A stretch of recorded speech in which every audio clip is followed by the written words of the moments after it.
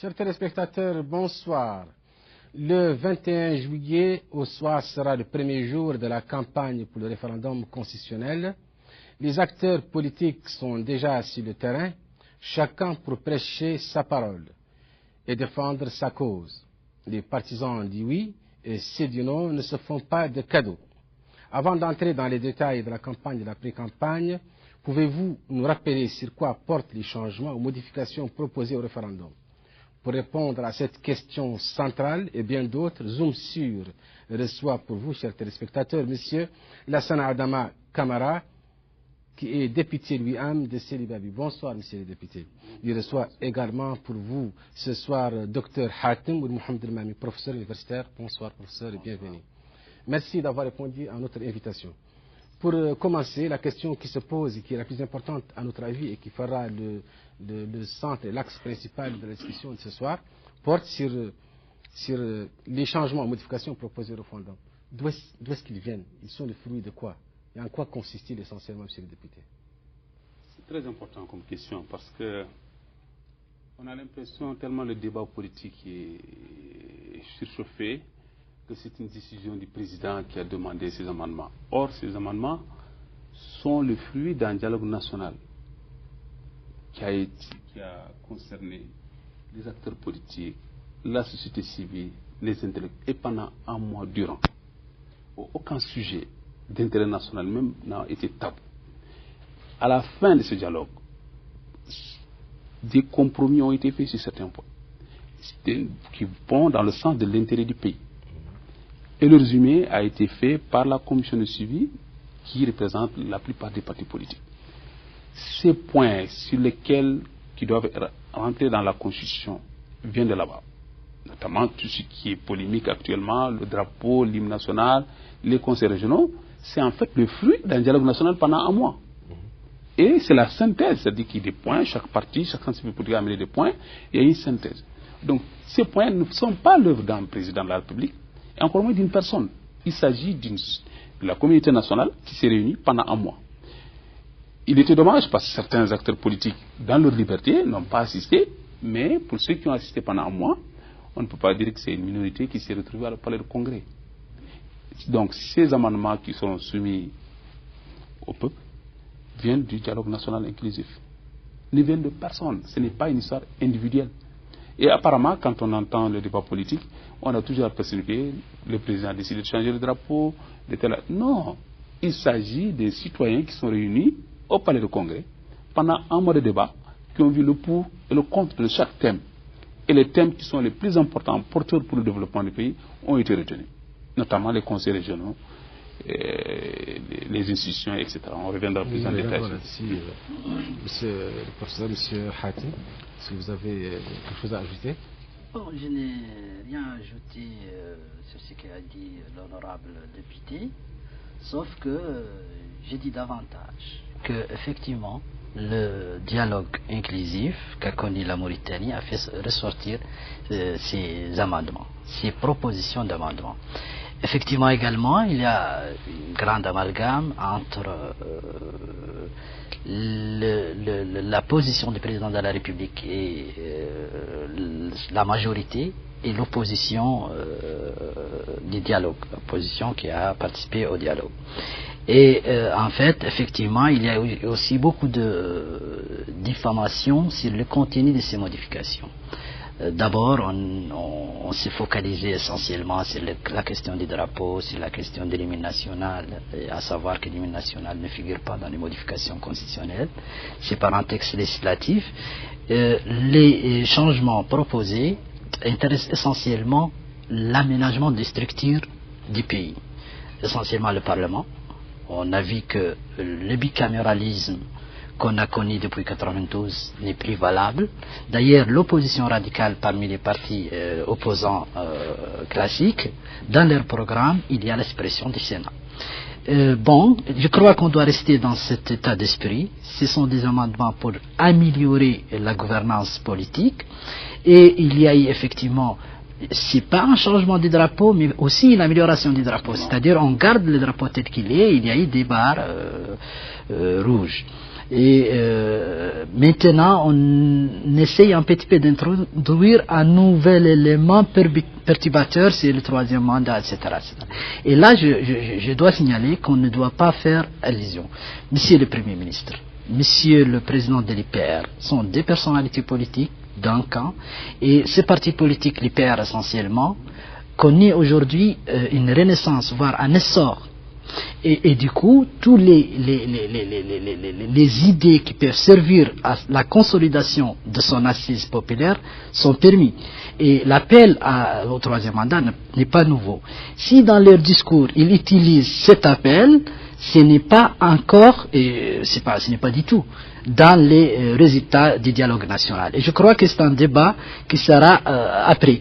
Et on ne doit pas retarder sur cette question, on doit rester dans le cadre de référendum prochain sur essentiellement, comme je dis, le réaménagement des institutions de la République et le drapeau national. Et donc, je crois que les partisans de oui. Maintenant, il y a une effervescence effectivement assez spectaculaire qui un petit peu précipite la campagne proprement dite, mais puisque les Vénis a un réflexe, a beaucoup de doutes, beaucoup de diffamations, beaucoup de choses, et d'une manière générale, je crois que les élections auront lieu, je crois que les élections, les référendums essentiellement, sera le moment tranchant entre l'opposition et la majorité. Et également l'opposition voilà. Monsieur Dialoguiste. À propos de l'opposition dialoguiste, monsieur l'honorable député, nous voudrions que vous reveniez un peu sur l'essentiel des recommandations ici du dialogue. C'est-à-dire, l'essentiel de ces recommandations qui ont été soumises au Parlement à un moment donné et dans les prérogatives du président tel que le prévoit la Constitution de soumettre ces amendements à un vote référendaire. Comme je le disais tantôt, c'était l'objet d'un échange dans un dialogue. Par exemple, il a fleuré un sujet pendant ce dialogue national et de bonne guerre, certains ont demandé le changement de certains articles qui limitent un peu le nombre de mandats.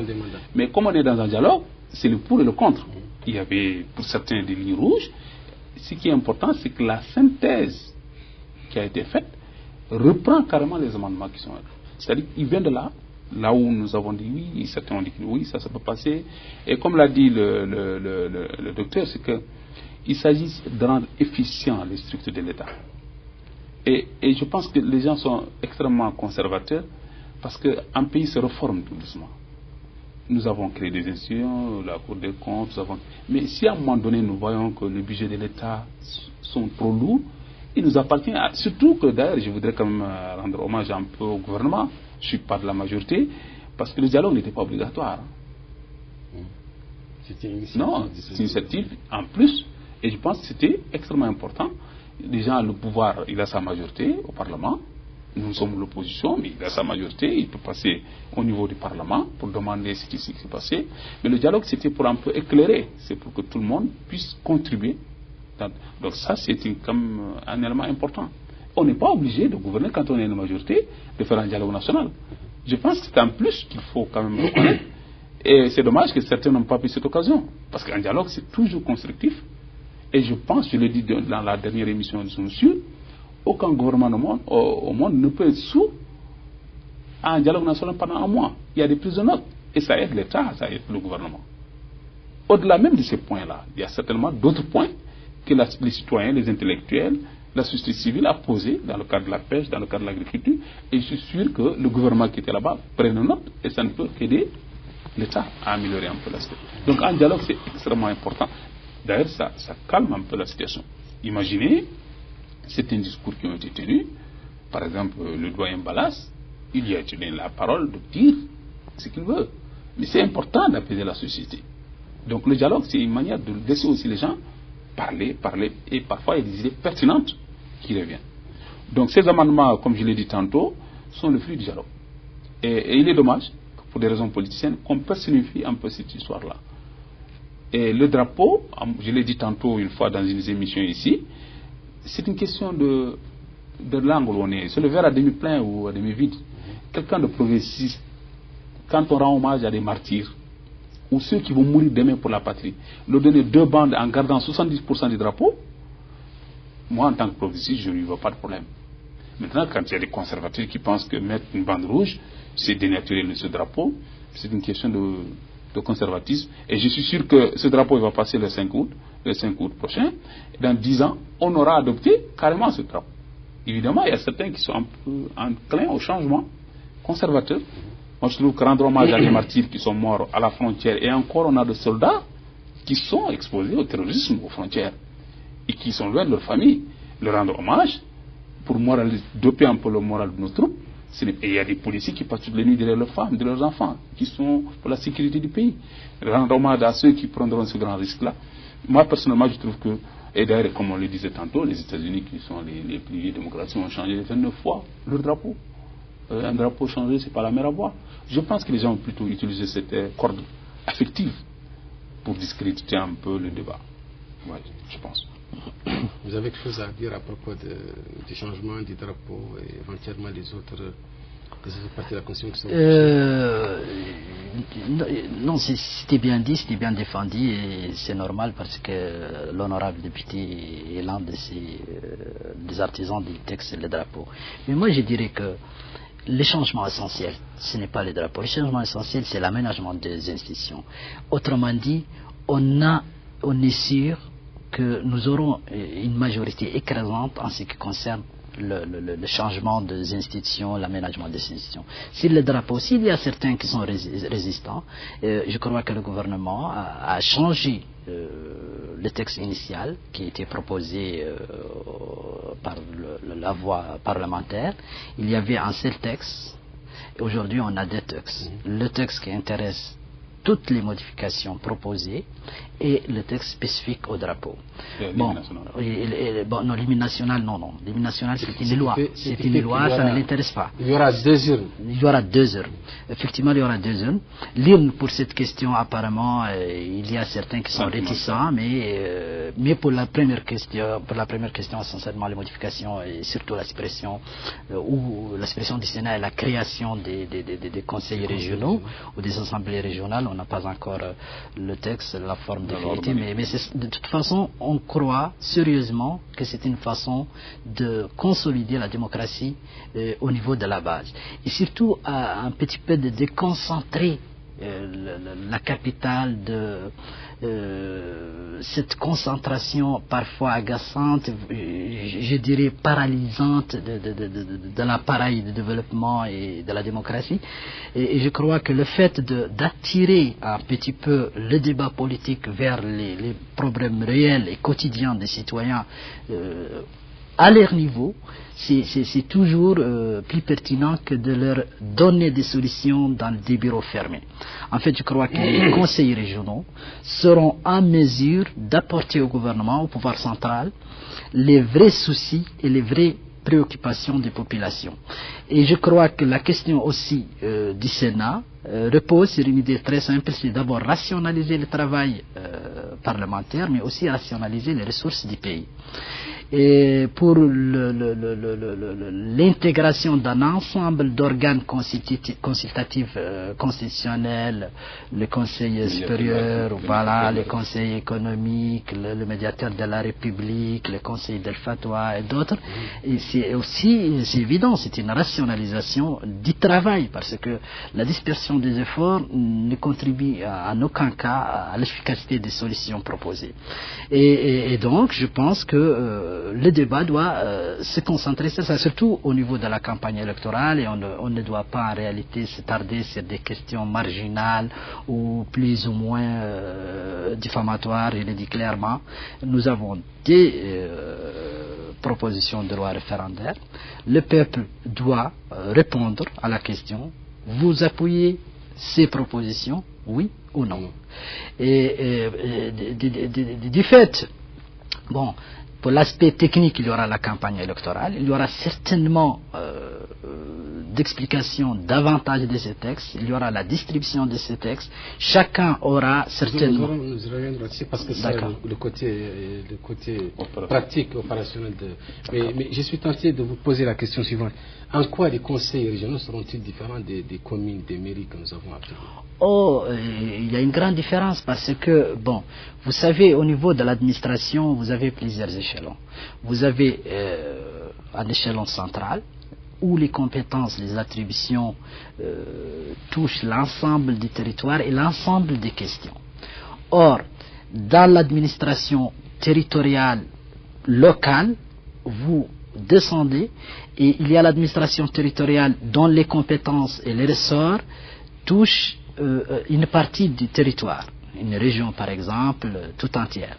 Et au niveau des communes, vous avez des localités. C'est le pouvoir local et bien évidemment il y a des spécificités pour chaque localité, il y a des affaires propres à cette commune qui ne sont pas propres à celle-ci, il y aura des affaires certainement régionales qui sont posées. Par exemple, le président de la République aujourd'hui il était à Arquise, c'est dans le cadre de la campagne agricole. Vous savez l'agriculture, qu'est-ce qu'elle représente pour le Trarza. Vous avez dans les Hauts, vous avez le développement, l'élevage, qu'est-ce qui représente l'élevage pour cette région. Vous avez dans le nord les mines, l'industrie, tout ça, qu'est-ce que représente tout ça. Et du coup, le conseil régional dit Haut aura des priorités que le conseil régional du Trarza n'en a pas.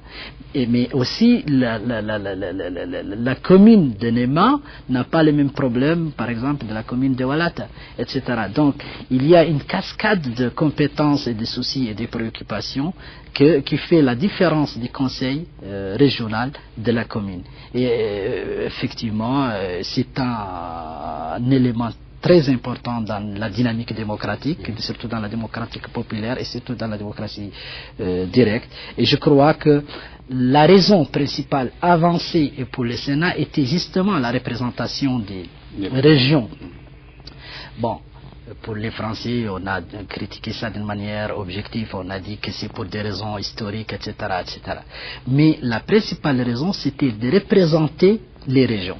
Et maintenant, les régions vont se présenter elles-mêmes. Et donc, on n'en a plus besoin, en réalité, de justifier un conseil au niveau national. Et en petit peu, il y a, je dirais pas une contradiction dans l'actuel système à laquelle les propositions d'amendement vont remédier. C'est qu'on dit que tout mandat obligatoire est nul. C'est-à-dire, certainement, on n'est pas trop orthodoxe en ce qui concerne les textes, parce que chaque député généralement parle des questions de sa ville ou de sa... et pourtant c'est interdit. Et quand on dit chaque mandat obligatoire est nul et que le député ou le sénateur doit défendre les questions nationales, pas les questions restreintes de sa inscription électorale, on imagine comment les sénateurs vont représenter l'intérêt de leur région. Et donc, je crois que les conseils régionaux auront plus de valeur pour les citoyens, pour les localités que le Sénat lui-même.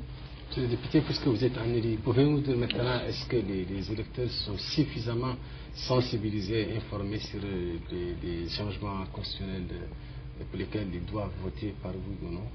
Bon, vous savez, il y a une série de campagnes d'explication qui est passée. On n'a jamais assez d'expliquer aux gens.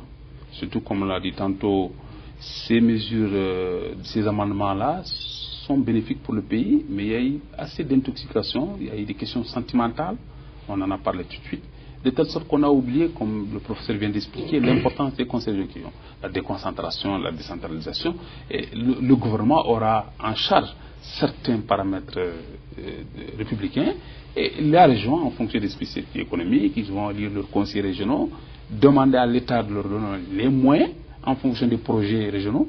Toutes ces explications-là ont été un peu camouflées par le côté sentimental de la campagne.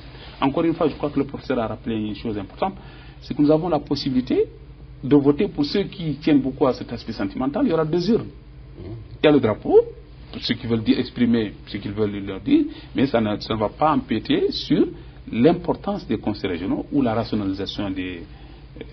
par exemple, le Sénat, moi je ne parlerai pas en termes de moyens, mais je dirais, comme il a bien expliqué, quand c'est des représentants locaux qui sont déjà, vont venir les conseils régionaux en plus des communes, on n'a pas besoin encore des représentants départementaux. C'est un peu une manière de multiplier un peu les trucs. Sinon, le Sénat, dans l'histoire de tous les pays, a tout le temps été importante.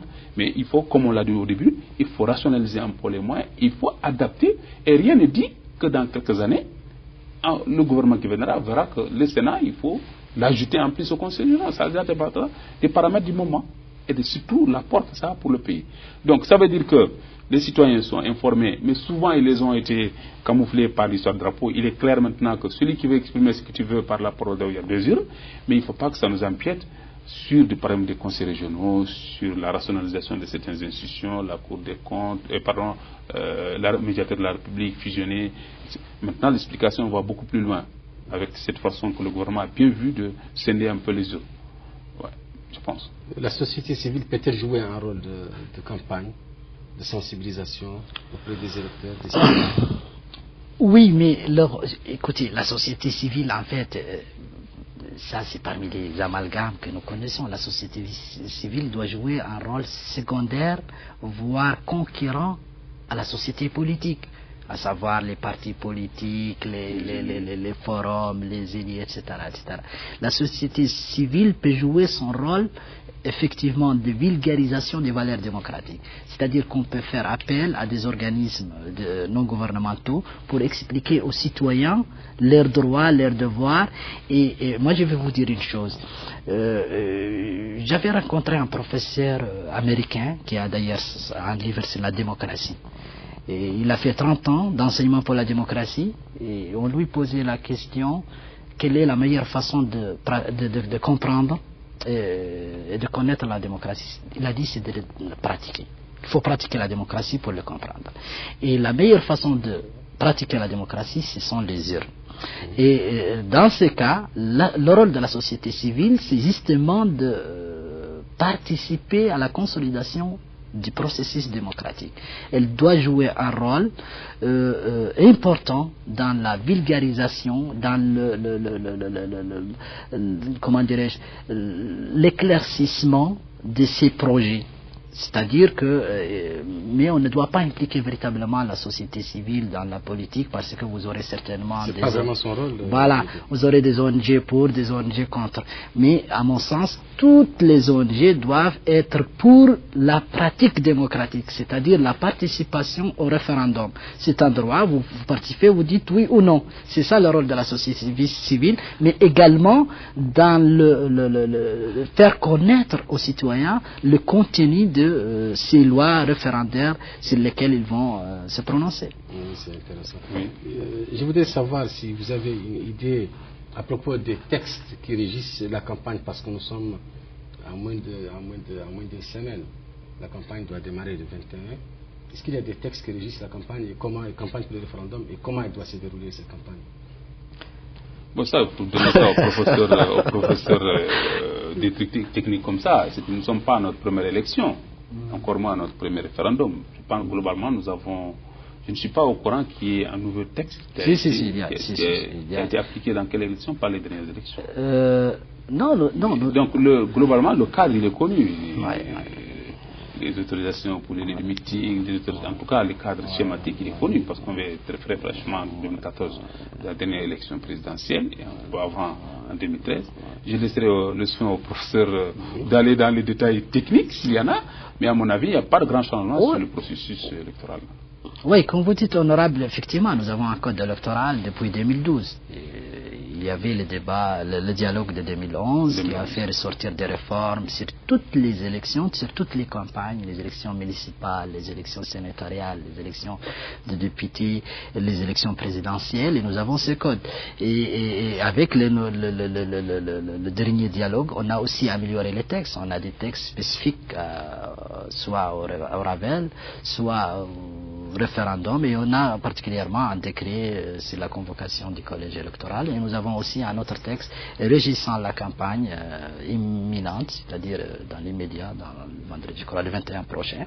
Vous avez un texte. Mais en réalité, toutes les campagnes électorales, comme dit l'honorable, ont une base sur le décret depuis 1986. Nous avons un décret sur les opérations matérielles les opérations électorales et les votes, etc., de 86, et il y a des spécificités propres à chaque catégorie d'élections, les municipales, les législatives et les présidentielles. Et aujourd'hui, il y a quelques semaines, je crois, qu'on a fait sortir le nouveau texte de la campagne électorale de référendum.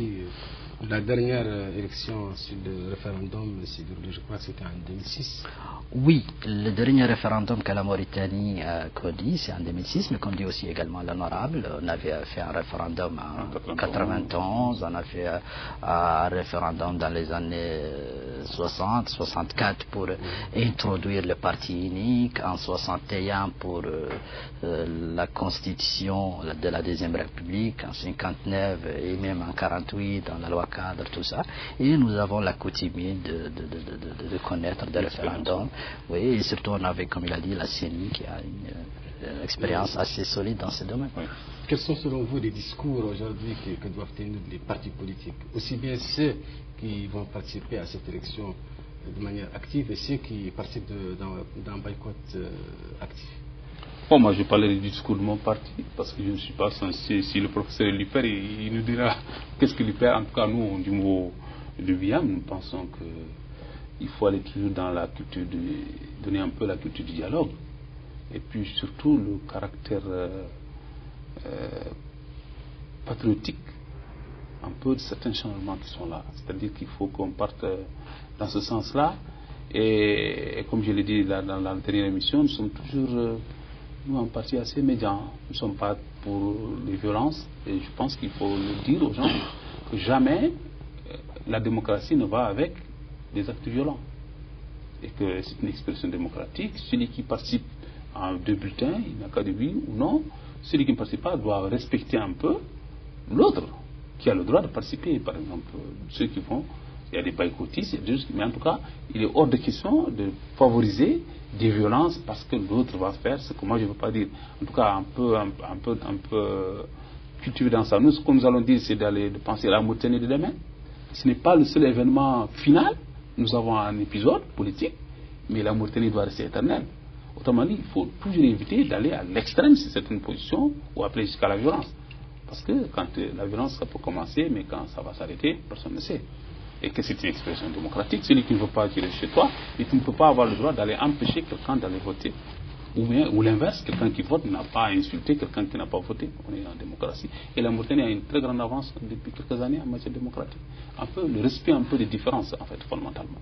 Il faut qu'on parte dans ce sens, que chacun a le droit d'avoir une opinion différente, une attitude différente. Et je suis sûr que ceux qui boycottent, forcément, ne détestent pas la Mauritanie. Ils ont aussi le point de vue. Et ça fait un peu la richesse un peu du débat, qui est toujours de la contradiction. Donc nous, le discours qu'on va dire, c'est que les gens soient modérés, que ce n'est pas un épisode final, il s'agit d'un référendum, il y en aura d'autres, et que ce n'est pas la meilleure occasion de penser déjà à tout détruire parce qu'il s'agit d'un référendum contradictoire. Pour moi, il faut penser à modérer un peu les gens et nous allons travailler dans ce sens, plus de modération. Voilà. C'est important. Selon vous, quels sont les schémas? De quel schéma? Les schémas selon lesquels nous avons deux tendances, une tendance participationniste et une tendance boycottiste. Ouais. Selon vous, quel serait le chemin à prendre par les uns et par les autres? Non, je crois que non. Vous aurez en réalité une sorte d'interférence de manière. Le boycott, il y a une partie de l'opposition qui a boycotté toutes les élections. Les élections législatives, les élections municipales, etc. Et là, elle boycotte d'une manière, je ne sais pas.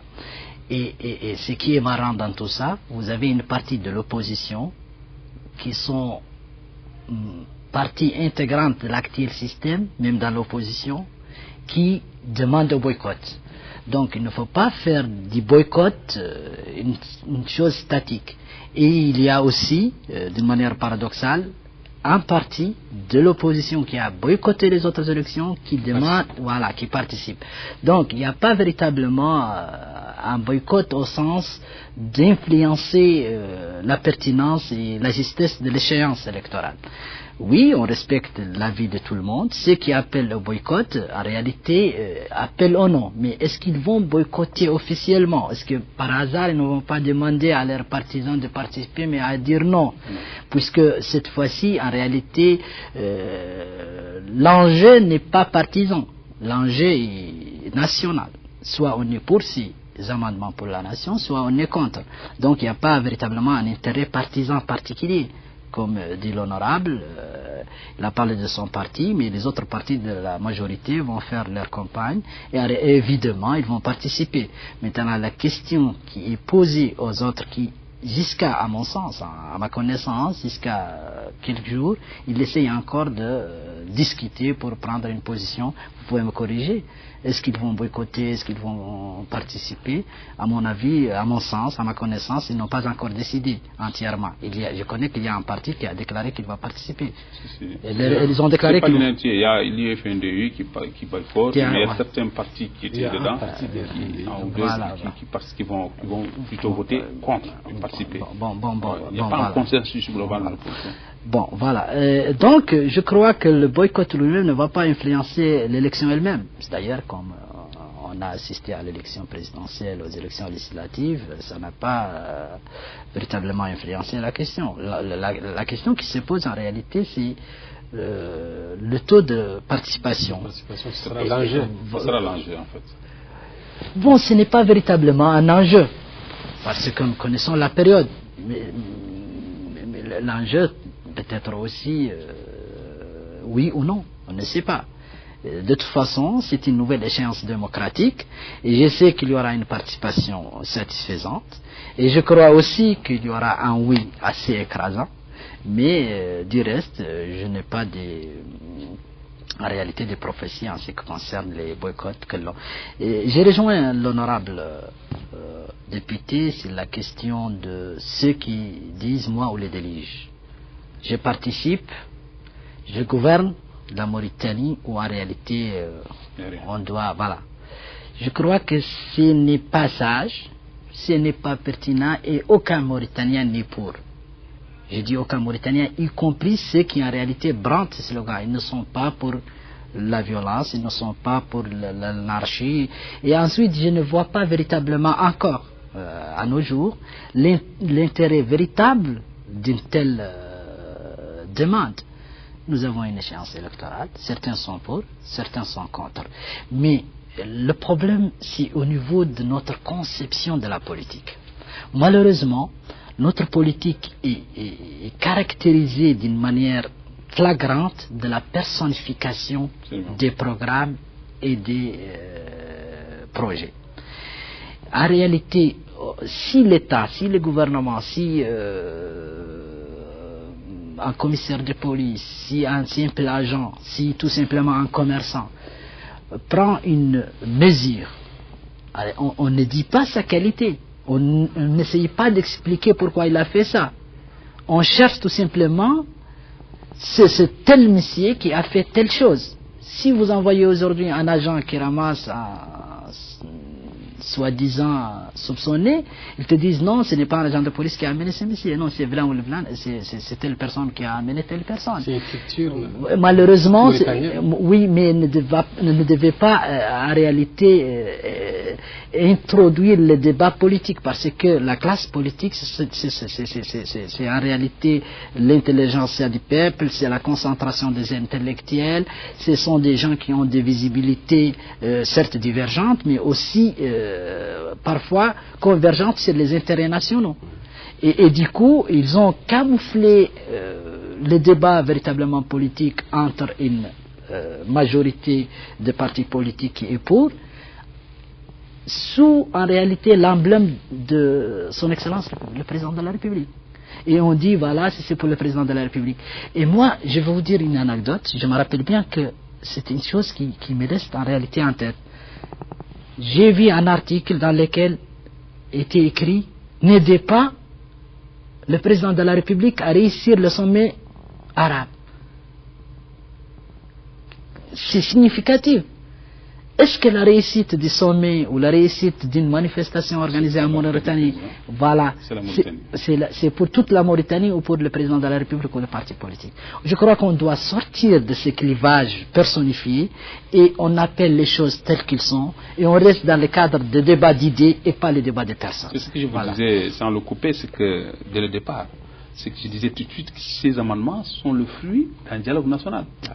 C'était important de cadrer ça dès le départ, parce que comme l'a dit, si bien dit le professeur, on personnifie tout. Mais le président de la République, il est élu, c'est lui qui va décider du référendum ou de quoi que ce soit. Mais les idées ne viennent pas forcément par décret, ils viennent d'un consensus. Mais tellement, surtout l'opposition, moi je la respecte bien, mais j'ai l'impression que parfois on oublie de s'attaquer sur ces amendements. Peut-être que la Mauritanie y gagne. Moi je pense que les conseils régionaux, moi je suis du Sud, j'ai hâte de voir ces conseils régionaux, parce que c'est la décentralisation. Mais n'amenez pas tout à la personne du président. Mais le président de la République, c'est un citoyen, il peut démissionner demain, et ces amendements vont être retenus. Comme il a dit ici, on a souvent tendance, et d'ailleurs je crois que c'est depuis Belirot, depuis l'époque de Mahoya, je parle sous le contrôle des grands, on a toujours personnifié un peu l'opposition, tape sur une personne. Non, nous personnellement en tout cas, au niveau de notre parti, nous ne sommes pas là au dialogue parce que pour faire plaisir à quelqu'un. Il y a eu plein de points qui ont été posés au dialogue, notamment le 3e mandat, vous êtes journaliste, vous étiez au courant, mais il y avait des lignes, non, on n'est pas d'accord. La Constitution ne l'a pas prévu. Ces amendements, pour ce qui est des conseils, c'est bon, le Sénat, c'est bon, ça, on n'est pas d'accord. Donc, finalement, on a tendance trop à personnifier le débat. Il suffit de voir que quand le président fait une conférence de presse, toute la semaine, on est sur la personne. Mais essayons de voir, est-ce qu'il y a des idées? Voilà. Est-ce qu'il a avancé des idées? Est-ce qu'il a avancé des idées? Il faut aussi donner de bonnes choses. Donc, quand déjà, d'emblée du jeu, on condamne quelqu'un, tout ce qu'il dit, on le... Voilà. Bon, je ne dis pas tout ce qu'il dit n'est pas faux, mais on personnifie souvent le débat. On a tendance d'ailleurs à nous dire que nous, ces amendements, vous êtes là en train de faire plaisir aux îles. Non, personnellement, en tant que député, citoyen qui aime mon pays, si ces amendements constituaient un frein pour mon pays en tant que Mauritanie, je m'éclipserai et je ne serai pas au dialogue. Mais je ne vois pas, si je prends seulement l'angle des conseils régionaux, quelque chose qui est mauvais, ou bien rationaliser certaines institutions. Je pense que la Mauritanie, il faut avancer. Et puis d'ailleurs, 2011 a fait avancer les choses, 2016 va avancer. Et nous, dans notre parti, nous sommes toujours preneurs d'un dialogue. On est partant. Même après ce revenant, il y a notre dialogue. Parce qu'on est sûr qu'avec chaque dialogue, il y a une avancée. Il y a une avancée. Et encore une fois, arrêter de personnaliser un peu le débat. Il faut aller vers l'intérêt du pays. Les idées, vers l'intérêt du pays. Moi, je vais donner un autre exemple qui illustre parfaitement cet état déplorable des choses.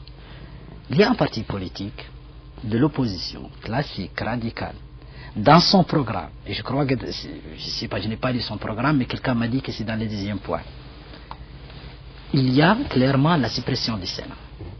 Si dans votre programme il y a la suppression du Sénat, et vous avez une loi référendaire sur la suppression du Sénat, qu'est-ce qui empêche de soutenir cette loi?